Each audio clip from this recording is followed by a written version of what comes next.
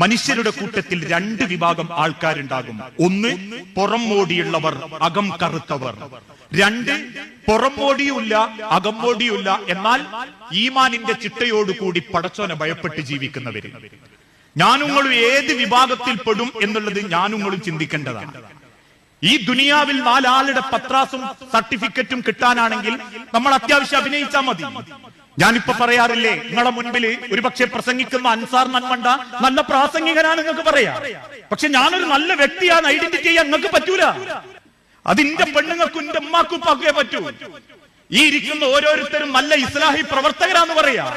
നല്ല മനുഷ്യരാണോ എന്ന് പടച്ച റബ്ബിനും കുടുംബത്തിനും അല്ലാണ്ട് അറിയൂല. അതുകൊണ്ടാ റബ്ബ് ഓർമ്മപ്പെടുത്തിയതും അള്ളാഹു ഓരോരുത്തരുടെ റൂഹിനെ പിടിക്കുന്നതും അവരുടെ ഉള്ളു കണ്ടിട്ടായിരിക്കും. ആ ഉള്ളു സ്വഭാവത്തിനനുസരിച്ച് അള്ളാഹുവിന്റെ മലക്കുകൾ അവരിലേക്ക് ഇറങ്ങി വരും.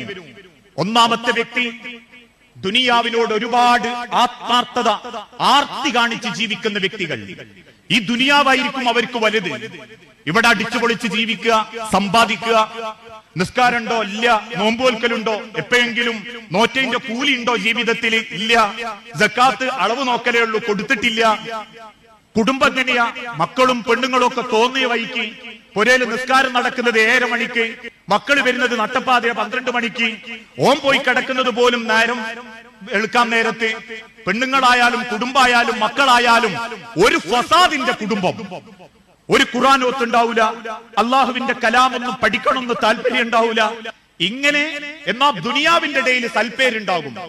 നാട്ടുകാർക്കിടയിലും കുടുംബക്കാർക്കിടയിലും ജീവിതം കൊണ്ട് അവൻ അഭിനയിച്ചുണ്ടാക്കിയ സൽപ്പേര് അവനങ്ങനെ താങ്ങി നിർത്തുന്നുണ്ടാകും.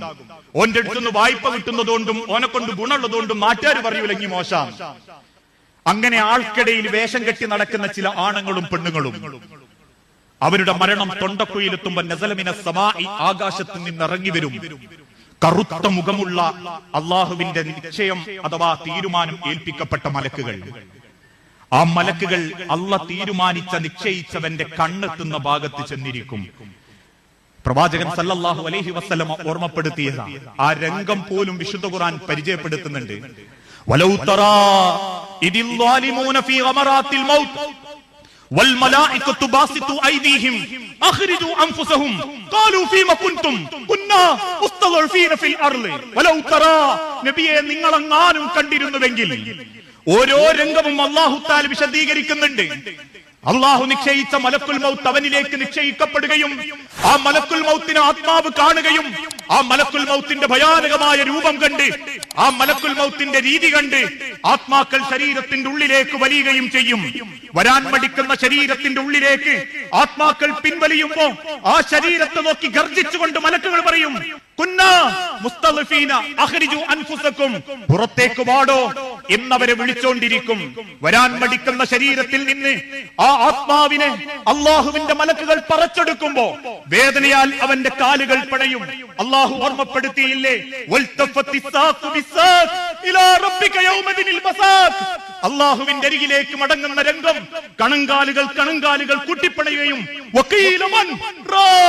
ആരുണ്ട് റബ്ബേ എന്നവൻ വെപ്രാളത്തോടെ കരയുകയും ചെയ്യുമ്പം പടച്ച റബ്ബിന്റെ കൽപ്പനകൾക്ക് ഒരെതിരും പ്രവർത്തിക്കാത്ത മലക്കുകൾ ആ ശരീരത്തിൽ നിന്നും ആത്മാവിനെ പറച്ചെടുക്കും. പറക്കമുറ്റാത്ത മക്കളുണ്ട് റബ്ബേ, ഇന്ന് റബ്ബിനെ സ്വാധീനിക്കുകയില്ല. എന്റെ ഭാര്യ ചെറുപ്പമാണ് റബ്ബേ, അള്ളാന്റെ തീരുമാനം തടയുന്നില്ല. പണി തീരാത്ത വീടുണ്ട് റബ്ബേ, അള്ളാഹുവിന്റെ തീരുമാനം വ്യത്യസ്തമാകുന്നില്ല. റബ്ബ് നിശ്ചയിച്ചിട്ടുണ്ടോ ആ ശരീരത്തിൽ നിന്നും ആത്മാവിനെ മലക്കുകൾ പിടിച്ചെടുക്കും. ആ പിടിച്ചെടുക്കുന്ന സെക്കൻഡിൽ എന്തെന്നില്ലാത്ത ദുർഗന്ധം പരക്കാൻ തുടങ്ങും. വല്ലാത്തൊരു ദുർഗന്ധായിരിക്കും. ആ ദുർഗന്ധം പടരുന്നതോടുകൂടി മലക്കുകൾ കൊണ്ടുവന്ന കരിമ്പടത്തിലേക്ക് ആ ആത്മാവിനെ പൊതിയും. ആ കരിമ്പടവുമായി മലക്കുകൾ വെറുപ്പോടെ ആകാശത്തേക്ക് ഉയരുമ്പോ ആ ദുർഗന്ധം പരക്കുന്നത് കേൾക്കുന്ന ആസ്വദിക്കുന്ന മുഴുവൻ മലക്കുകളും ചോദിക്കും, ഏതാണ് ഈ വൃത്തികെട്ട ആത്മാവ്? ഉടനെ തന്നെ അവര് പരിചയപ്പെടുത്തി കൊടുക്കും, ഇന്നവന്റെ മകൻ ഇന്നോനാണിത്, ഇന്നവന്റെ മകൻ ഇന്നോനാണിത്. ഞാനാണെങ്കിൽ പടച്ചോന്റെ മലക്കുകൾ പറയും, അൻസാർ ബിൻ അബ്ദുറഹിമാൻ, അബ്ദുറഹിമാന്റെ മോൻ അൻസാറാണത്. ദുനിയാവിൽ അവന്റെ പേരും പെരുമയും ഭയങ്കരായിരുന്നു. പക്ഷേ ആഖിറത്തിലേക്കുള്ള മടക്കത്തിന്റെ തുടക്കം മുതൽക്ക് എന്തെന്നില്ലാത്ത ദുർഗന്ധം പേറി പടച്ച റബ്ബിനെ കണ്ടുമുട്ടാൻ പോകുന്നവനാണ് അവൻ. കയറിപ്പോകുന്ന ഭാഗത്തുള്ള സർവ്വ മലക്കുകളും അവനെ വെറുത്തുകൊണ്ട് പ്രാർത്ഥിക്കുമ്പോ ഏയാൻ ആകാശത്തിൽ നിന്നും പടച്ച റബ്ബിന്റെ കൽപ്പന വരും, കള്ളനാണവൻ, അതുകൊണ്ട് നിങ്ങൾ അവന്റെ പേര് നരകത്തിന്റെ ലിസ്റ്റിൽ എഴുതി വെക്കുകയും അവനെ നിങ്ങൾ ഖബറിലേക്ക് തന്നെ തിരിച്ചറക്കുകയും ചെയ്യുക. മലക്കുകൾ എളുപ്പം അവനെ ഖബറിലേക്ക് തിരിച്ചറക്കും. കാരണം പിന്നെ ഖബറിൽ നരകത്തിന്റെ ഒരു വാതിൽ അല്ലാഹു തആല തുറന്നു കൊടുക്കും. ആ തുറന്നു കൊടുത്ത വാതിലിന്റെ ഉള്ളിലൂടെ വിരൂപനായ, കണ്ടാൽ വെറുപ്പ് തോന്നിപ്പിക്കുന്ന ഒരു മനുഷ്യൻ കയറി വരും.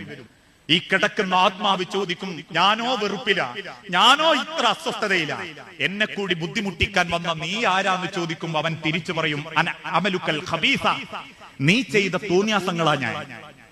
നാട്ടുകാരും ചെയ്യാണ്ട് ഇനി കുറെ തോന്നിയാസങ്ങൾ ചെയ്തില്ലേ, ഞാനാണ്. ദുനിയാവിൽ എനക്കെന്നെ ഭയങ്കര ഇഷ്ടായിരുന്നല്ലോ, ആളറിയാതെ അത് ചെയ്യും എനക്ക് വലിയ മോഹായിരുന്നല്ലോ, എന്തൊക്കെ കാര്യങ്ങൾ അങ്ങ് ചെയ്തു കൂട്ടിയത്, കുടുംബത്തിൽ ഈ കാരണം എന്തൊക്കെ പ്രശ്നങ്ങളാണ് ഉണ്ടായത്, ദുനിയാവിൽ കുറെ ഇങ്ങ് സമ്പാദിച്ചു വെച്ചില്ലേ, അതെന്താ എനിക്ക് ഉപകാരപ്പെട്ട്, അള്ളാന്റെ മണ്ണുക്ക് ഇങ്ങ് തിരിച്ചു വന്നപ്പോ എന്താ എന്റെ കൈമ കൊണ്ടുവരാൻ എനിക്ക് പറ്റിയത്. ആ സമയത്ത് ആ മനുഷ്യൻ റബ്ബിനോട് അറിയാതെ പറഞ്ഞു പോകും, റബ്ബേ, നിന്റെ ഖബറിൽ എനിക്ക് ഇത്രക്ക് ബേജാറുണ്ടെങ്കിൽ നിന്റെ പരലോകം എന്തായിരിക്കും പടച്ചോനെ, ഒരിക്കലും നീ പരലോകം അടുപ്പിക്കല്ലേ നാഥാ എന്നവരങ്ങനെ സങ്കടപ്പെട്ടുകൊണ്ടേയിരിക്കും. ഇതാണ് മരണത്തിന്റെ ഒരു രൂപം. ഇതാർക്കാ കിട്ടാന്ന് ചോദിച്ചപ്പം പ്രവാചകൻ സല്ലല്ലാഹു അലൈഹി വസല്ലം ഓർമ്മപ്പെടുത്തി, പുറമോടി ഭയങ്കരായിരിക്കും, അകം പൊള്ളയായിരിക്കും. നമ്മളെ അകം ഒന്ന് നമ്മൾ ശ്രദ്ധിച്ചു നോക്കണം.